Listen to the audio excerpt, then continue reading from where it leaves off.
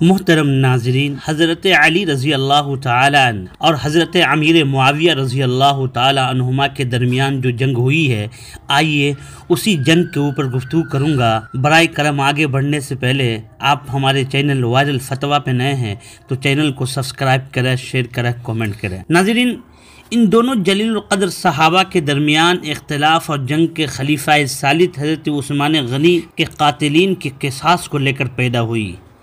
حضرت علی رضی اللہ تعالیٰ عنہ اپنے اجتہاد کے مطابق محسوس کر رہے تھے کہ چونکہ قاتلین کا ٹولہ مضبوط ہے، ان سے قصاص لینے پر کوئی بڑا فتنہ کھڑا ہو سکتا ہے، لہذا کچھ انتظار کر لیا جائے۔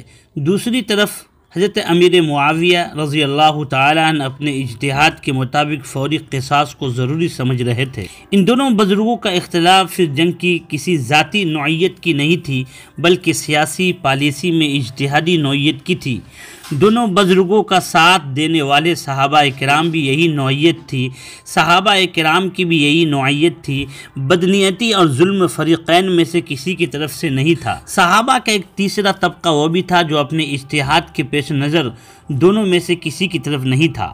وہ طبقہ یہ سمجھتا تھا کہ جنگ کی صورت میں بہر صورت خون مسلمانوں کا ہی بہے گا، لہٰذا ہمیں دونوں سے الگ تھلگ رہنا چاہیے۔ جس طرح بہت سارے فقہی مسائل میں صحابہ کے مابین اجتہادی اختلافات تھے، اسی طرح اسلامی حکومت اور اسلامی سیاست کی اس مسئلہ قصاص میں بھی صحابہ کے درمیان یہ تین اجتہادی اختلافات پیدا ہوئے، اور بموجب حدیث نبوی یہ تینوں طبقے اپنے اپنے اجتہاد کی وجہ سے مستحق ثواب بھی ٹھہرے۔ ان میں سے جو حق پر تھا وہ دور اجر کا مستحق، اور جو غلطی پر تھا وہ بھی گنہگار نہیں بلکہ ایک اجر کا مستحق تھا۔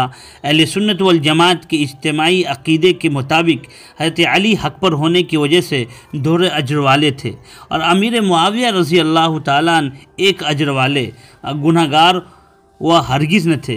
چنانچہ جنگ صفین کا ذکر کرنے کے بعد حافظ بن کثیر فرماتے ہیں، خلاصہ یہ ہے کہ حضرت عثمان کے قصاص کے معاملے میں یہ اختلاف ہوا، اور یہ اجتہادی نوعیت کا اختلاف تھا جس میں ثواب و خطا دونوں پر اجر موعود ہے۔ لہذا اس بنیاد پر امیر معاویہ کی کردار کشی پر لعن و طعن کرنا، انہیں برا بھلا کہنا، ان کی تخصیص کرنا، بلکہ اپنے دل میں بھی ان کے خلاف بغض و نفرت کو چھپا کر رکھنا سراسر حرام اور گناہ عظیم ہے۔ اللہ تعالیٰ اس سے ہم لوگوں کی حفاظت فرمائے۔ ناظرین، مولانا نے فرمایا کہ حضرت مولانا سلمان ندوی نے فرمایا کہ امیر معاویہ نے حضرت علی سے بغاوت کی اور باغی گروہ کی سربراہی کی۔ مولانا کی طرف سے امیر معاویہ پر یہ الزام بغاوت بھی اس وجہ سے درست نہیں ہے کہ معاویہ نے حضرت عثمان کے قصاص کے معاملے کو لے کر علی سے بیعت نہیں کیا۔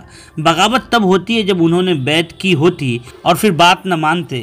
کسی بھی ملک سے بغاوت اس کی طرف سے ہوتی ہے جو اس ملک کا آئینی شہری ہو، جو شہری ہی نہ ہو اس کے ذریعے اس ملک کی مخالفت بغاوت نہیں کہی جا سکتی۔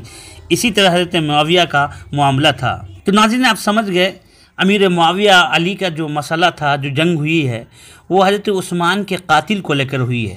امیر معاویہ یہ کہتے تھے کہ فوراً ان کے قاتلین کو سزا دی جائے، اور حضرت علی رضی اللہ تعالیٰ عنہ یہ کہتے تھے ابھی رکو، ان کی گروہ مضبوط ہے، ہم تھوڑا رکتے ہیں آرام سے۔ ان کا بھی کہنا بہت ہی اچھی بات تھی کہ ابھی مسئلہ کو سنجیدہ ہونے دو، آرام سے یہ کام کرنا ہے، اتنا جلدی نہیں کرنا ہے۔ تو حضرت علی رضی اللہ تعالیٰ عنہ 2 اجر کے مستحق ہیں، امیر معاویہ 1 اجر۔